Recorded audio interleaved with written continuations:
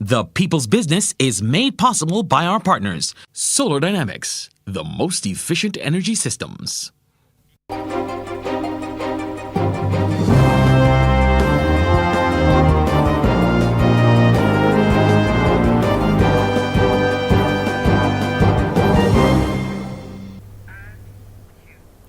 Good evening and welcome to the People's Business.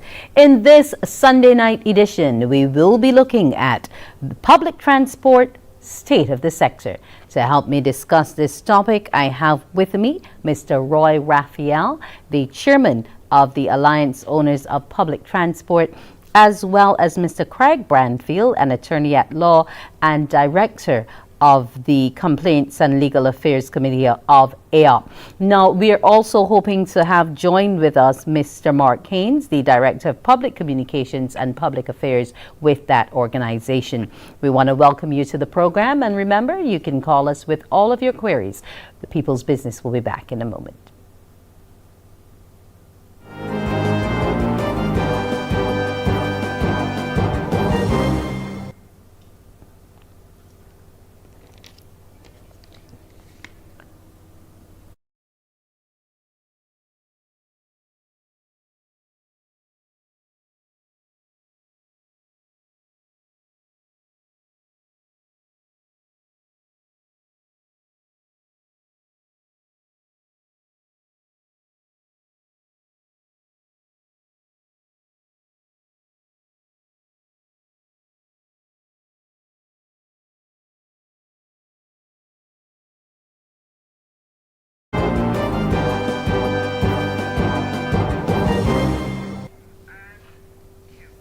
And we're back with the People's Business. We're talking public transport, state of the sector. Now, I'm going to go first to Mr. RAPHAEL as the head of the organization, as the chairman. What for you is the state of public transport, if you were asked to describe it? Good evening to everyone, and thank you for having us on the People's Business. I just feel that the question that you asked is, I would say clearly that, the state of the public transport in Barbados is the way, as we look at it today, it needs to be reviewed, and a number of studies need to be done in order to get us where we are. I know members of the public have been complaining a lot about public service vehicle operators, how they operate in Barbados. We're seeing the bad elements of some of them, how they behave and they perform daily. I'm also thinking that a number of them also do very good services. And we're hoping that a number of training programs will be introduced. Okay. We welcome any kind of do diversity question. Okay, and Mr. Banfield, if you were asked to describe it succinctly, what would it be for you? Yes, pleasant good night to everyone. I have to basically say that Mr. Raphael's sentiments falls the same as mine. We've seen the industry for a period of time here in Barbados in a sort of segment whereby we are not able to really get a hold on it, because I think we need a lot of elements need to be playing at the same time. For example, a lot of the stakeholders have to come together as one and be able to change the whole industry to a manner, that we all feel is replicable of a decent transportation sector within Barbados. We've had, over the period of time of the last 30 or 40 years, we've had the same sort of um, personalities in terms of how we, the sector, forms. And as such, we need to change that to get to a point whereby we're seeing an improvement overall that will help clean up what it is that we need to clean up. And the only way we could do that, like I said, is through all the stakeholders coming on board: the police, transport authority, associations, insurance companies. Everybody has a role to play. Okay, now let's look at the role of AOPT thus far, Mr. Raphael. You spoke to the need for training and you spoke about elements of misbehavior, bad behavior, unruly behavior, however you want to look at it. What is preventing your organization from being able to have a bit more muscle, a bit more effort in terms of dealing with that weeding out practice? Aren't your fellow owners aligning themselves with you to perhaps say, this person has had too many demerit points, we're not hiring? Okay, it seems as though we may have lost Mr. Raphael. I don't know if Mr. Banfield, if you might be able to weigh in on it. It's so funny that you mentioned about demerit points because legislation does have that on the books, which is currently not being administered um, overall in terms of not only for the public service vehicle but also over the whole entire sector. We've had um, there's a whole structure within the road traffic regulations that speaks to demerit points and how it's actually broken down.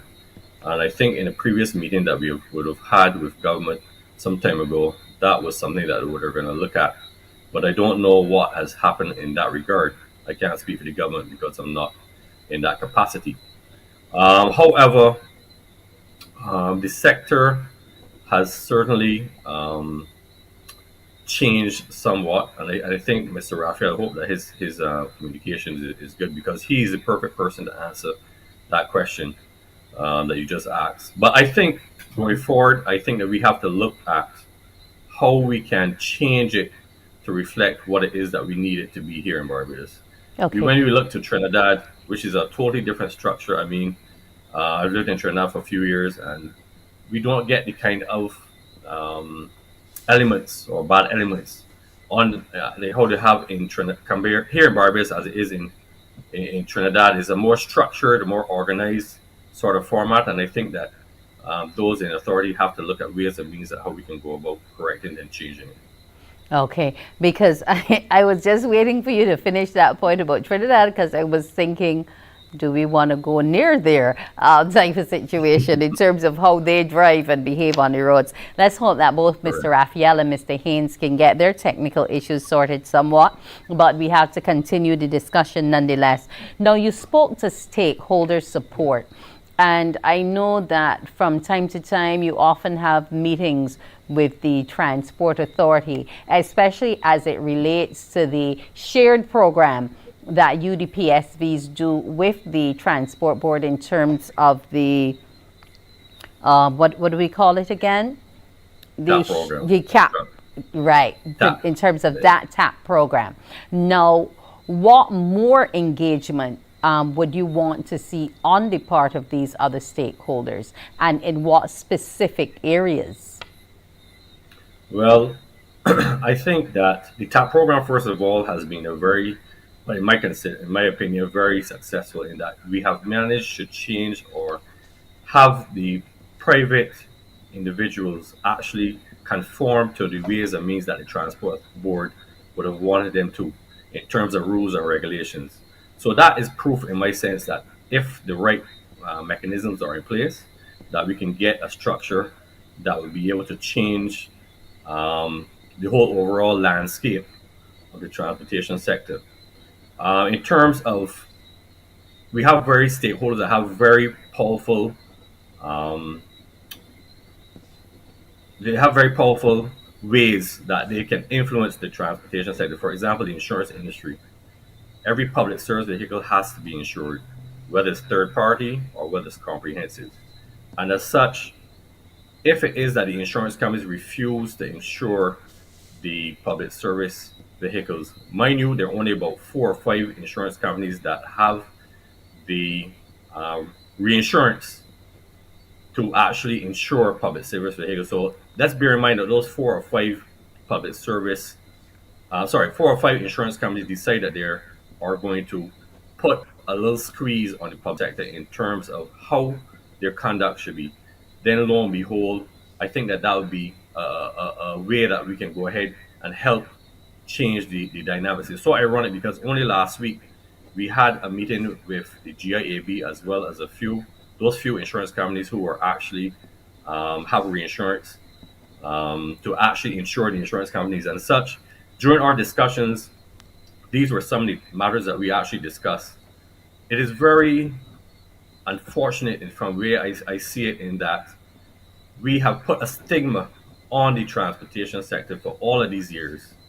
And the only way that we can get out of it, in my opinion, is if it is we have to look differently at the ways and means through insurance and through other ways to help combat the bad elements. Not all elements in the public service sector are bad, but those few bad apples that are spoiling the whole overall picture of the industry needs to be looked at and dealt with accordingly.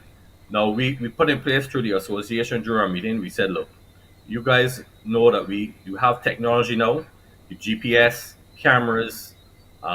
We can actually have systems where you can shut down the vehicle if need be. If you realize they're driving, you can tell if they're driving over the speed limit and they're speeding. And we, as the organization, AOPT, sorry, the alliance, what we did was we had a command center set up whereby we were actually monitoring our members to ensure that they stayed within the confines of the traffic regulations of Barbados. And as such, we unfortunately had to close it down due to the fact that we did not have the correct funding going forward. But we had linked up with a company called On Track, which is also we were looking to look, and they were assisting us in terms of how we can combat and our members. And I think that that's the future that we have to look at. Use the technology that we have, come together with the insurance companies, and we try to work together through the organization, through the association, through the Okay. police, all these different elements to go forward and see how best we can go forward. Okay, we're going to take a call and then I want to raise an issue from something you spoke to. Good evening to you. Very good evening. Yes, Hello? go ahead. Yes, I'm listening with some rapt attention. Good evening, Mr. Attorney at Law. Let me hear something to say to you, sir. You can't correct a problem, or in other words, you can't break a law to correct a law. Insurance is a necessary thing. There's a legality with insurance. By law, you have to have third-party insurances by the law. Comprehensive insurance is a luxury. So if I buy Rolls Royce tomorrow, I don't have to comprehensively insure. I must have third party to put it on the road. I heard some foolishness and I went in another forum and I made this point recently. Why an insurance company go play around with an entity like the transport entity and talk about they ain't insurance? The owners will go to court and litigate and put the insurance into place. You need to be very serious about regulation. If you have a problem with indiscipline, you can't go interfere with owners and insurance and talk foolishness to correct that. Do what you've got to do to correct indiscipline, but you can't go and play around with the legal side of this whole thing. If you all sit down there and let insurance come and threaten you all, well, you all can take it. But I know it would be illegal to do that. And I'll close on this.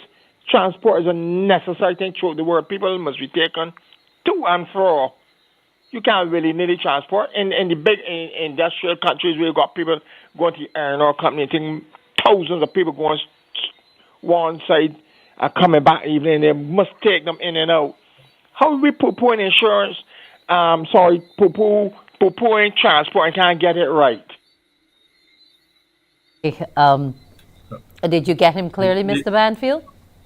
I heard him in and out, but let me the part I heard him say, yes, transportation is the crucial element of any economy or any society. And as such, we have to get it right. We have been trying for over 30 or 40 years to get it right in Barbados, and it has not been successful.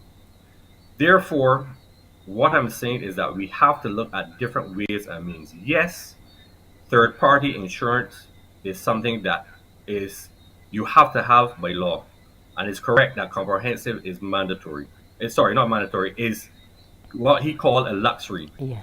It is a luxury because if it is, as you will know, most people will prefer to have their vehicles comprehensive, so that in the event that an accident occurs, that they would be covered and not would have to pay out if they're only third party.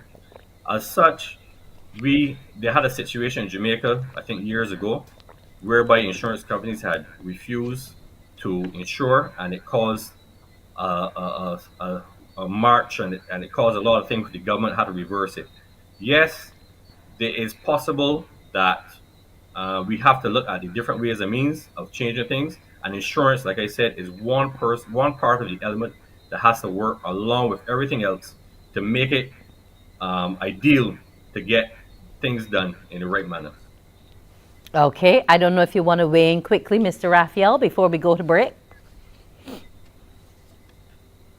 Mr. Raphael? Okay, seems as though he has stuck once more. But when we return, we'll talk about how we can get it right and how we can stay on the right side of the law in terms of the transport sector. The People's Business will be back after the break.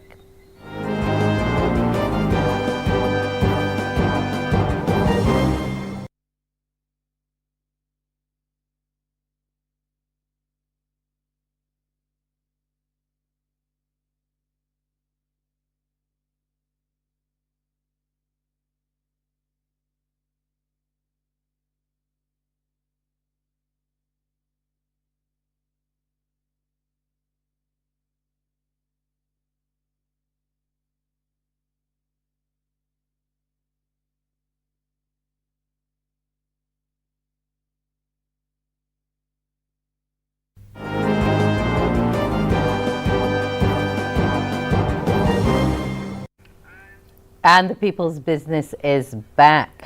I think Mr. Roy Raphael may have returned and joined us before we went off. We were talking about how insurance can and cannot be used in terms of assisting with the sector. We would have had a caller there. Our call sign numbers today, 228-5562, 228-5563. If you have any questions as we discuss the state of the public transport sector in Barbados. Now, Mr. Raphael, Mr. Banfield was speaking to the whole issue of having that GPS system and how you were using it to try to regulate your drivers, but that the funding was not sufficient to carry it through. What other measures do you think you can look at in terms of technology helping to assist you with weeding out the bad elements?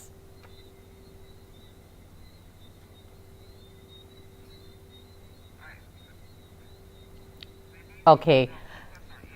Okay, Mr. Banfield, it seems as though for some reason the technology is failing us this evening. No problem.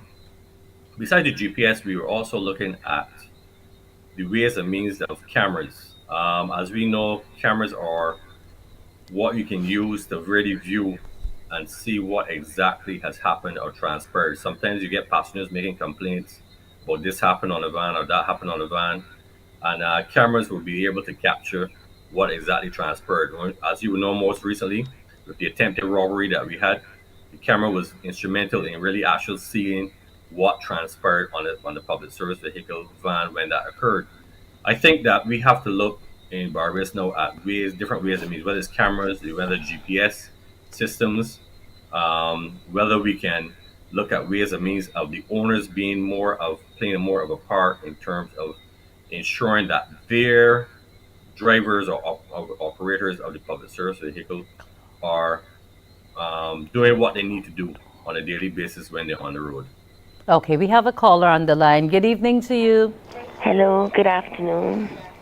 Yes, go right ahead. Yes, I would like to know what is really the dress code for our workers. Okay, she wants to know the dress code for the conductors and drivers on the public service vehicles. We have had a dress code that was implemented by Transport Authority. I think the drivers are supposed to wear a gray shirt and black pants, and the conductors are supposed to wear yellow shirt and black pants.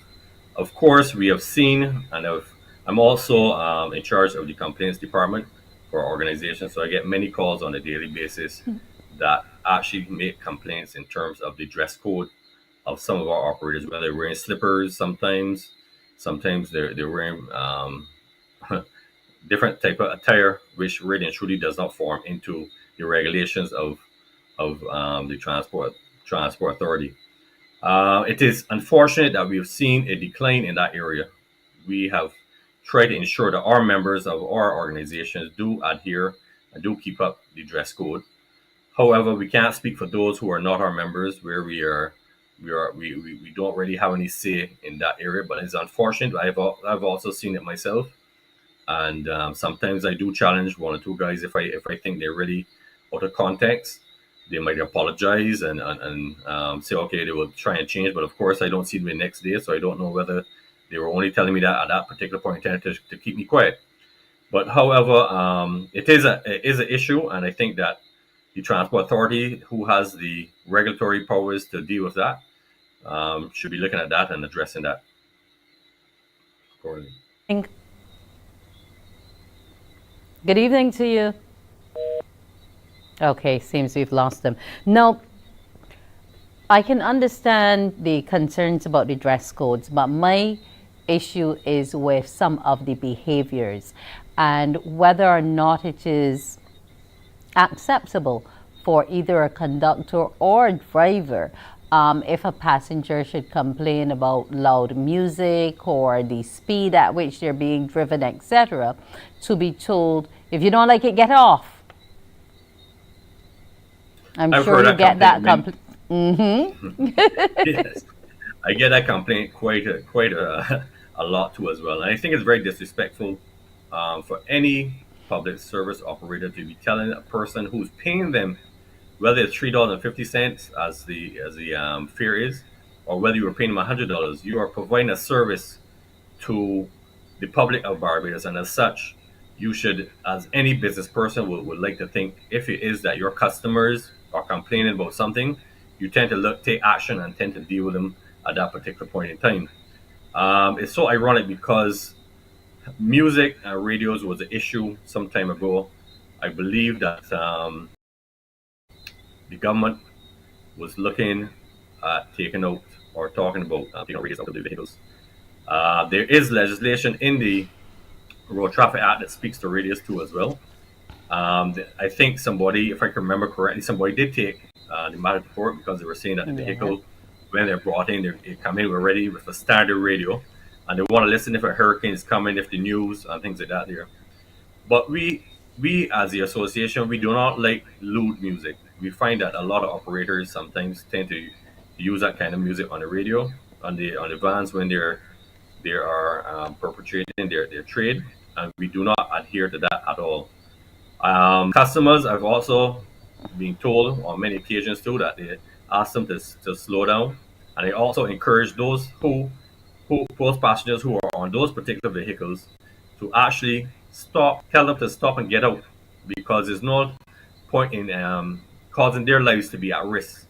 And by them getting out, also take down the number, the ZR number, the location, the time, and report that to the transport authority, because there needs to be some sort of structure, like I said, going forward. And if you make complaints to the transport authority about these guys, when it is that you encounter that kind of behavior, then hopefully the transport authority, who is the regulatory body, should deal with it. Okay, but this complaints thing has been around for a bit. There's the thing up, how's my driving, from one insurance company, and you're encouraged to report and whatever. And I'm sure if, say, you had 2 or 3 drivers, or Mr. Raphael had 4, and 2 of them are constantly having infractions, you know, they might leave you, and they might find 5 or 6 other people willing to hire them. Why? Because they know, as they say, how to pack a van. They know how to get the passengers to make that money when the week comes. Yeah, there's a shortage of public service operators or drivers within our industry. That's the first problem. And as such, you would find that a guy might leave me today, and tomorrow be able to go to Mr. Raphael's van and drive his van. That's one of the reasons that we were, as an organization, we're implementing through our organization, to have a database whereby we can keep track of those operators who might have the complaints about the bad behavior, might have complaints about reckless driving, might have bad behavior about telling a passenger to get off of a van if it is that they ask them to slow down. And by that, then we were able then to create this database whereby if it is that, for example, the insurance companies want some sort of information or for our own personal use, we'll be able to keep track and say to yourself, well, look, you know what? This particular guy had 100 and something infractions. He therefore, in our opinion, needs not to be carrying the general public on a daily basis up and down the road. And as such, then we would take the necessary requirements. It's unfortunate we don't have any regulatory teeth as an organization. We only have persuasion, and that's what we try to do. We try to persuade. Sometimes we get complaints whereby a person will be on a van and something occurs and they will call me and I will try and track down, okay, with this van number is this particular owner, and I will call the owner. Can we stick a pin? Mr. Yeah. I think your power goes beyond persuasion because at the end of the day, you're the paymaster as the owner of that van. So, Yes, so as the employer, your rules should be law as far as that particular van is concerned. Unfortunately, not all the owners of public service vehicles are in that um, way of thinking. There are a few, let me make that abundantly clear, who only are concerned with their operators or drivers bringing in their money at the whatever arrangement that they have at the end of the day. Okay. And once that person is doing that, then unfortunately, they don't really have any concerns there going forward from, what they do on the outside. Okay. It hurts me to- I think we have Mr. Raphael on the line now who may want to weigh in, and we also have some callers. Good evening, Mr. Raphael. I'm sorry we're having these technical challenges, but one way or the other, we have to have this program. So in terms of getting some more discipline, Mr. Raphael, and in terms of controlling these drivers, what's your recipe, your solution? Say clearly that the association in the past have done a lot of training for our operators. We're seeing, as I mentioned earlier, we're seeing a lot of good drivers out there, and we are going to highlight them very shortly. There's a few initiatives that we will talk about during the course of the program, in which we will encourage more persons to drive in our public service vehicles, because we recognize that within the last year or since COVID, we have seen a reduction in number of persons driving our public service vehicles, and really, actually, it really concerns us. I know that we are going to be looking at training very, very shortly. We have a School of Excellence that we're going to start training, as I said earlier, and and then encourage more of the drivers to come out and do good. We have drivers out there that look after our senior citizens and make sure they get across the road. Those people are not highlighted. We have parents who put their children on board our buses, and we take them to school and pick them up in the evening and make sure they can get across the road. And so there are a lot of good drivers out there, but the bad elements of those persons who continue bent in their ways to destroy the industry, I'm saying to them, their days are numbered. Because we are not going to continue in this vein anymore. We see them, right?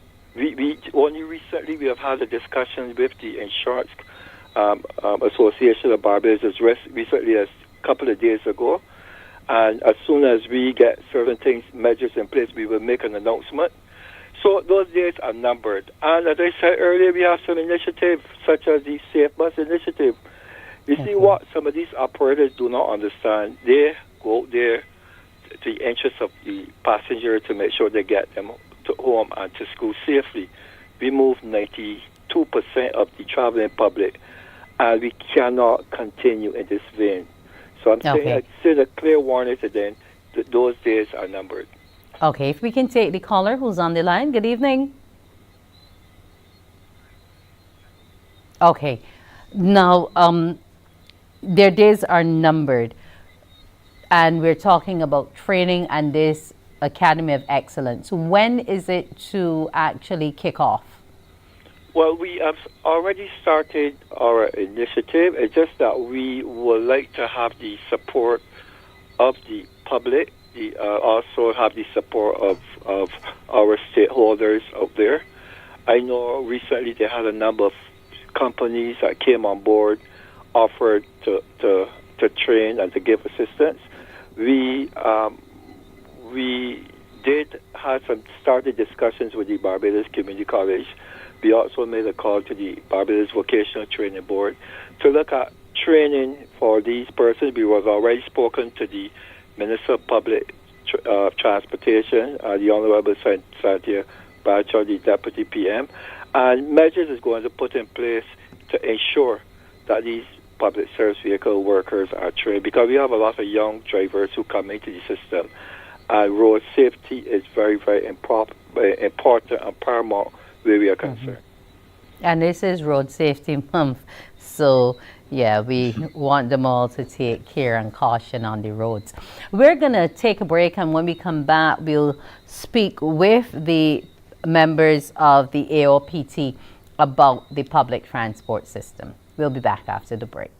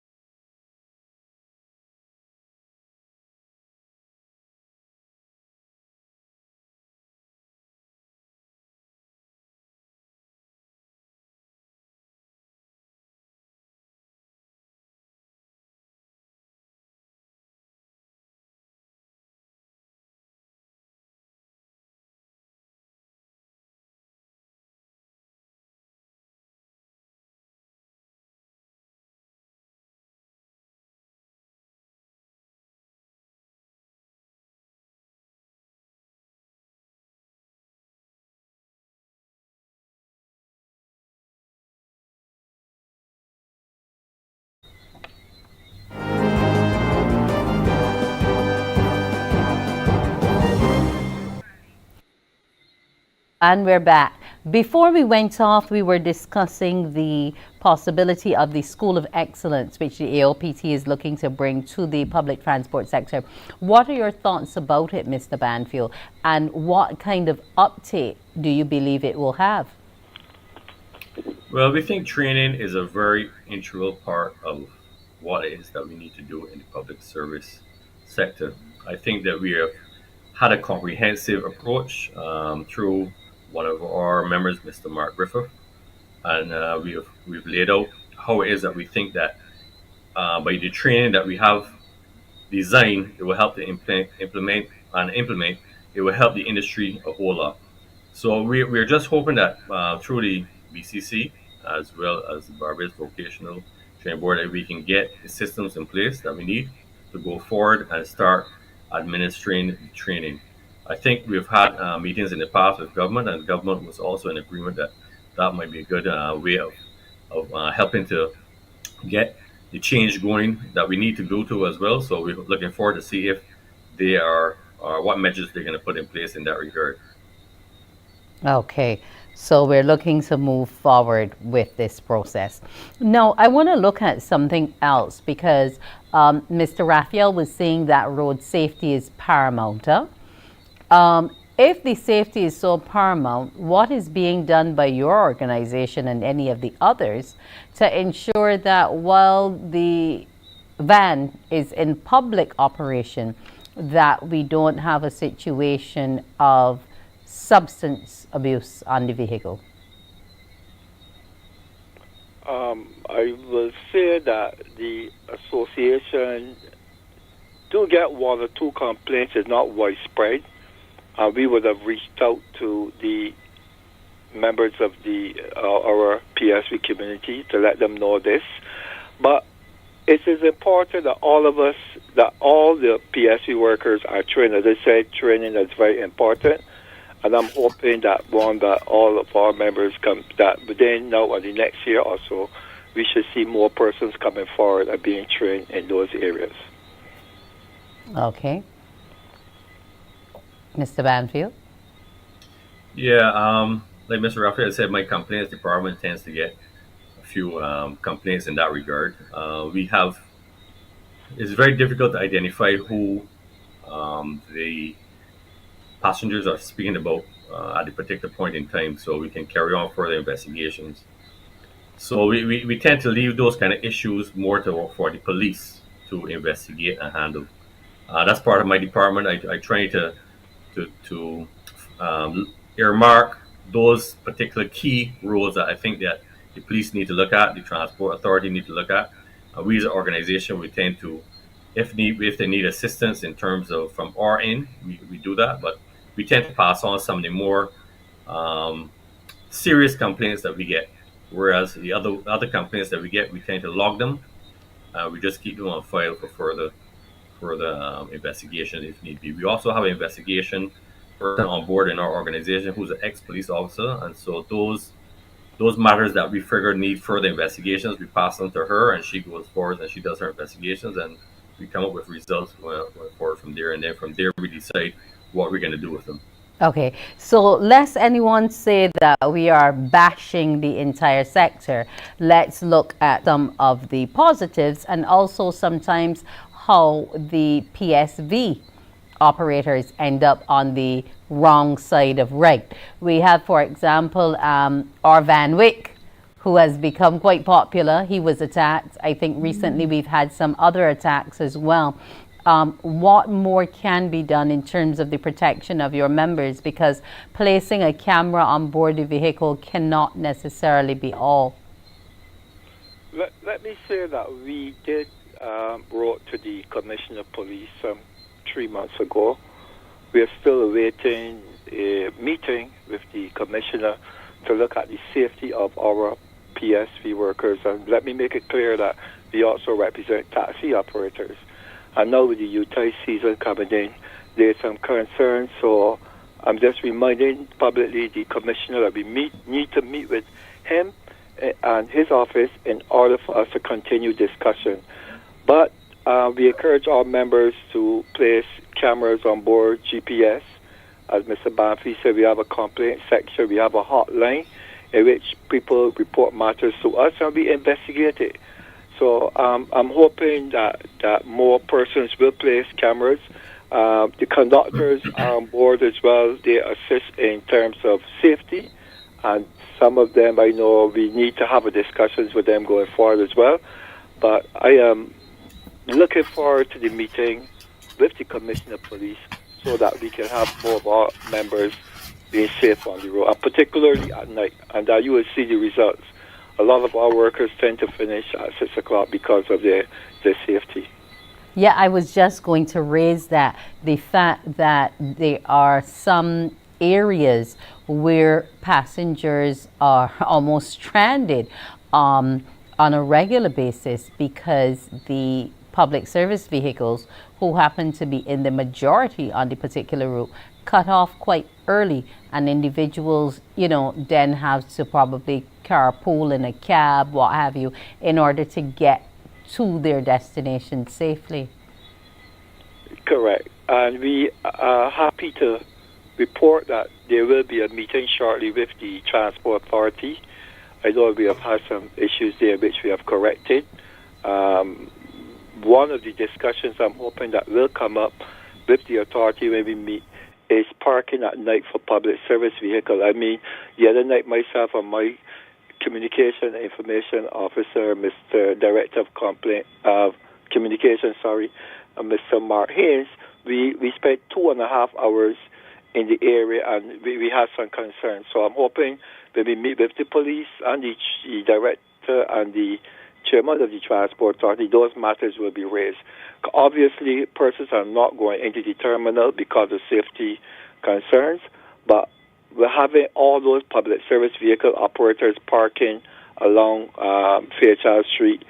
It creates issues not only for the public, the transport board buses unable to exit, as well as if there were an emergency, what will happen. And I know the matter could be resolved. The last Minister of Transport, Honorable Ian Gooden Edgell, we did a walk through his officers of the ministry. Suggestion came up, and we're hoping that we will meet with the Transport Authority and the police to look and see how best we can resolve those issues, even if we do it on a temporary basis. Okay, well, let's hope that there's some resolution because we have a terminal that becomes a ghost town once the lights go down. So we want people to be able to wait safely and get their vehicles safely without, any fuss or stress or being under duress, especially individuals who may not be accustomed to taking the public transport, who may have to do it every now and again. They find themselves not sure of where to go because nobody goes to the terminal after hours. Correct. And they also are concerned for those persons who have to walk up Broad Street to the terminal, have to walk down Broad Street from the terminal. It is also a safety concern. So all those matters were discussed with the former minister, and I'm hoping that that discussion will continue, and that we will see more persons getting home early on evenings, because some persons complain that when they get into the terminal at 9 o'clock, there's no bus available. They have to wait till 12 o'clock. Some of our operators did come out and try to assist, but we urge them to be very safe because, as you know, the results, we're working late at night, and the safety of our operators is very important to us as well. Yes, and that's very true because you have had some lives lost, and we really wouldn't want any more of that to happen, especially when they were just out there working like everybody else to make a living. Can I just say quickly, back to what you mentioned about the positives in the public service? So I just want to mention quickly, our organization has something called the PSV Give Back program, and we started that in COVID. We realized our operators were struggling. There weren't many passengers on the road. So we approached, we were fortunate to get through Rubus some gas vouchers, which we gave out during the COVID period. We also had the Barbers Light and Power donate some sanitizers, which we installed in some of the vehicles. We had the Indian community donated some hampers, which we gave to our members too as well during the COVID period. And our Eden Lodge area was something of concern that we kept getting complaints about. It was a particular area that the representative over 20 years wasn't able to get it done, and CO Williams was grateful enough to come to our assistance, and 2 weeks after contacted them to clear this path in Eden Lodge, which was an area that a lot of commuters take to go to the eye doctor, or they will go to Price Smart or use a shortcut to get to the bus. The bus is on by the bin factory. Mm-hmm. So unfortunately now it has grown back. Some bush has come back on it, and we're trying to see if the government would assist us in terms of paving that area, because it's an artery in Eden Lodge that really carries persons to and from Eden Lodge area. And we will continue with the Give Back program in the new year, where we were looking at taking some seniors on some routes and who haven't traveled a lot since the COVID, and some other things we have on the agenda. So I just want to put that in quickly in terms of the positiveness that at least the public service sector is looking to do through our organization going forward. And I guess you will be driving Granny and Granddad slowly. Correct, of course. We have the designated drivers for that. Okay. Well, that's good to know that. Yes, I'm listening to you, Roy. Sorry, let me add quickly to that. We have some very good drivers, and let me first mention we have persons on a number of routes. ZR 96, Frederick Gibson, and everybody know him. He's a very safe driver. We have Paul Frank, we have Barry, and those people. Don't forget Ernest on Bush Hall. Right, so we have a lot more good drivers than bad drivers. But the bad drivers, we're going to turn into very good drivers because they need their services. So we welcome everybody. Early next year, we're going to be awarding the Driver of the Year. As I said recently, we would have had a retirement function for Paul Frank that did 41 years into the service. He, a very good driver. Everybody was, he worked in the Eden Lodge area. People always look forward to driving with Paul. So those are the drivers that we really want to encourage, and encourage the young drivers also to come and, do the rightful thing. Now we're talking about the right thing before we go to break. Sometimes we find that traffic is backed up, and when we look there, it's some PSV dragging or waiting for school to come out or workers to come from a factory, etc. What can we do to stop that habit? I mean, it's very disturbing for persons traveling behind a public service vehicle and they drag, right? We get a lot of complaints from members of the public about dragging and the fact that PSVs, drivers look too heavy gap to get, they don't want to go into Bridgetown without passengers. And it is really, in my view, you know, to some people it is already a nuisance in terms of how they operate on some of these roads. So we would like to encourage our drivers to drive safely, right, on our roads. Okay. Well, we're good to yes, sorry, go ahead just quickly before we go to break. What happens is the reason why dragging is so prevalent is that there are a lot of PSV vehicles on some of the roads. And by the fact that there being too many vehicles on those roads, it causes those guys that operate on those roads to drag. So they have to try and pick up as many passengers as possible because they do not have the amount of volume that you would tend to find on those roads. So, for example, you have roads like Fords Road, Rendezvous, who you never hear complaints about dragging. But then you look at Route 11, which is Silver Sands, Jackson. These are roads that have a lot of vans on it, and as such, as a result, it causes operators to drag, unfortunately. Yeah, when we come back after the break, I want to look at how we can do a better distribution of the volume of vehicles on these particular routes. We'll be back after the break.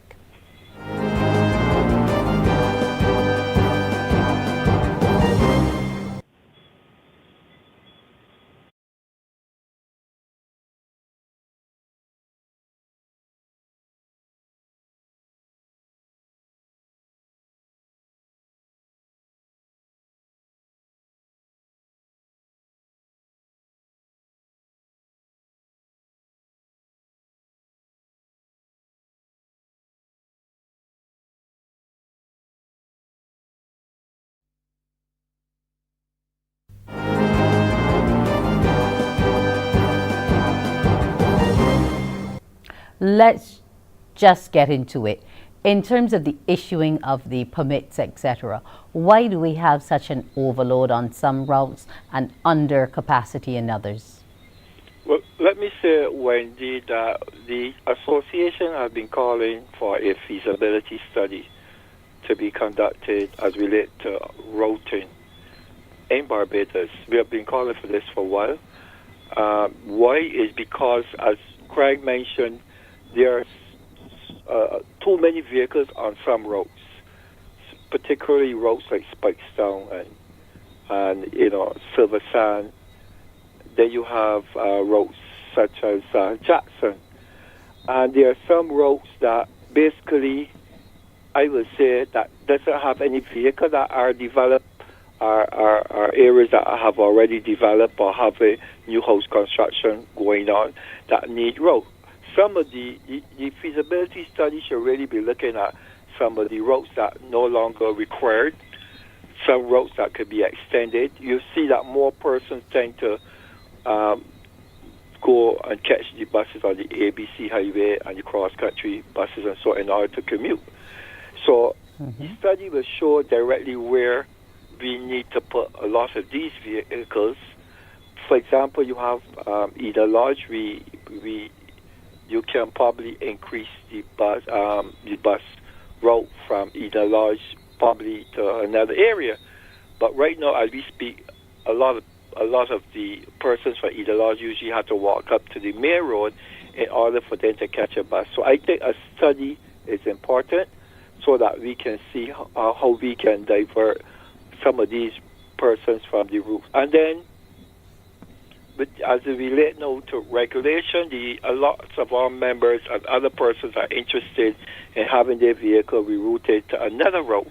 But it is totally left up to the Transport Authority to give them that opportunity, in which I believe we will discuss and maybe have our next meeting. Okay, so it is all up to them to get it done. Go ahead. I want to weigh in quickly on that point. We have to remember that in Barbados, persons relocate. There are new developments that are being developed, and being new persons are going into newly formed developments. And as such, if you have a transportation sector that is catering to everybody in Barbados, you have to now look at where are the loopholes, where are the new developments, and you have to make a route rationalization whereby you have to change and introduce new routes where there were never routes before, and you have to distribute those vans on those routes that are overly crowded. And as such, our organization has been saying that for quite some time, but unfortunately, like I said, we don't have the regulatory teeth, nor do we have the ears sometimes of what we say. Okay, because there are instances in which I would have made the assumption that ZR or Hino van doesn't go there because you all, the owners, think that it's too far and may not be profitable. But we have. Sorry, go ahead, Roy. Yeah, sorry about that. Yeah, you are correct, and that's why the study, the feasibility study is important. For example, it would take 2 hours to commute from Bridgetown.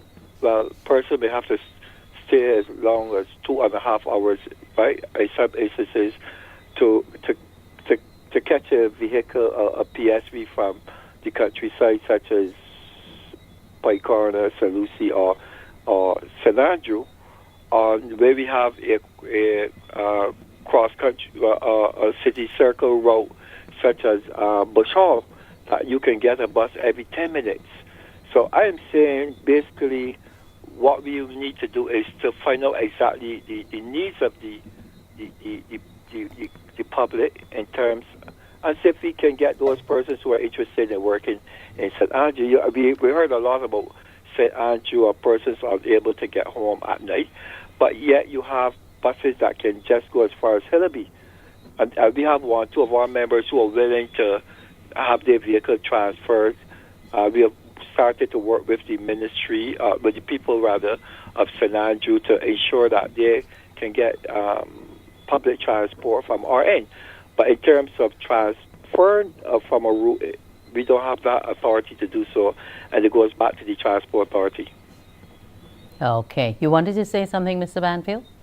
No, I just think that in this 2023 and going forward, I think that persons in Barbados should have the relevant transportation system, no matter where they live on this 166 square mile rock, to get home any hour, at any time, in a safe and reliable transportation vehicle. And I think that we need to step up to the plate. I think we need to look at how we can revamp this whole industry and to make it not profitable industry, but also one that is reliable and is one that's good for everybody in Barbados. Okay, well, those sound like your parting shots there, Mr. Banfield. If we can get those of Mr. Raphael now. And apologies that Mr. Haynes was not able to get in on the program. He was having some technical issues. But nonetheless, we know that he's with us and we know his support for public transport. He's very fervent about doing it right, Mr. Haynes. Yes, go ahead, Mr. Right, Raphael. so my parting shot will be that they need to have a special committee comprised of the transport sector, the police, and the Ministry of Transport. We need to get form a committee so that we can meet once a month to look at some of the issues pertaining to public transport in Barbados. And there are lots of them, including potholes, right, in the road. They create so much issues for us. Even in some of the countryside, some of our operators don't even want to go there because the maintenance cost for them is very high. Diesel is high, right? So we are now working on a transport energy project, which is called TEP, so that we can see more electric vehicles coming into the public transport. We will be launching that project very soon. Hopefully by now and the next couple of months, we should see electric buses coming in, so it will help us, as relate to the fuel, because that is a very concern to us. And finally, we also want to have dialogue with the ministry, because we have a transfer fee that we have to, maybe want to transfer our vehicle from, it used to be $1, now we have to pay $1,000.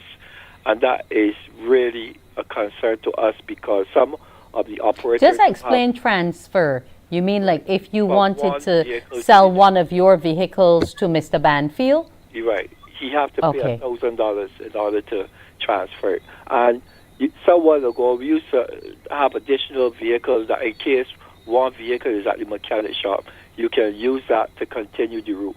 Now, each time you do that, you have to pay $1,000. And we are calling on the government to revisit that $1,000 fee. It really hurting the industry.